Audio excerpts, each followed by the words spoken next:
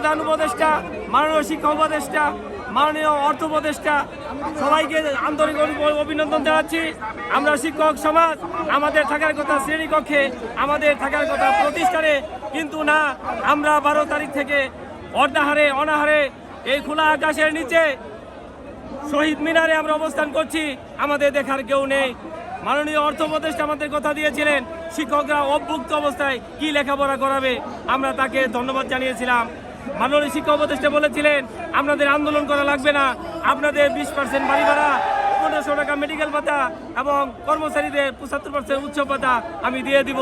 আমরা 2 মাস অপেক্ষা করলাম, এখন পর্যন্ত আমাদের দাবি উনি মেনে নেন নাই। আমরা 12 তারিখে আসলাম, আমাদের কোনো প্রজ্ঞাপন নাই। আমরা 3 দিন যাবৎ শ্রেণীকক্ষের বাইরে আমরা অবস্থান করছি। আমাদের মনে কষ্ট হয়, আমাদের অবুঝ শিশুদের রেখে আমরা আজকে রাজপথে আছি। জানি না আমাদের ছেলেমেয়েরা কেমন আছে। আমরা প্রতিনিয়ত তাদেরকে নিয়ে বাঁচতে চাই, তাদেরকে নিয়ে আমরা থাকতে চাই। আমরা রাজপথে থাকতে চাই না। আমাদের কোমলমতি শিশুরা আমাদের জন্য অধীর আগ্রহ আছে, আমরা তাদেরকে শ্রেণীকক্ষে নিয়ে আসতে পারতেছি না।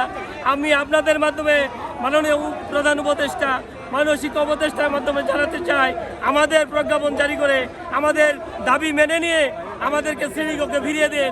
আমরা শ্রেণীকক্ষে চলে যাই। আমরা শ্রেণীকক্ষের মানুষ, আমরা রাজপথের মানুষ না। আমরা শিক্ষক, আমরা মানুষ করার কারিগর, আমরা জাতি করার কারিগর। আমরা কেন রাজপথে আন্দোলনে থাকবো? 4টার মাঝে তারা সিদ্ধান্ত নিবে এবং 4টায় তারা সিদ্ধান্ত আমাদেরকে জানাবে এবং আমরা রাজপথে চলে যাব। কিন্তু 4টার পরেও আমরা কোনো প্রজ্ঞাপন পাই নাই।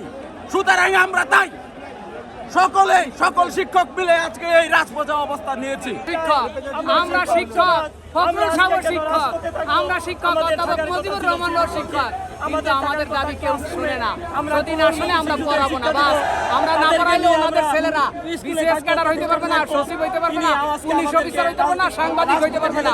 গোটা জাতিকে আমরা অন্ধকারে ফেলাই দেবো। আমাদের পেটেই যদি ভাত না থাকে তাহলে আমরা পড়াবো কেন?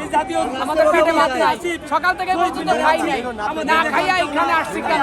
শিক্ষকদের দাবি আদায় করার জন্য। অতএব শিক্ষকদের দাবি যতক্ষণ না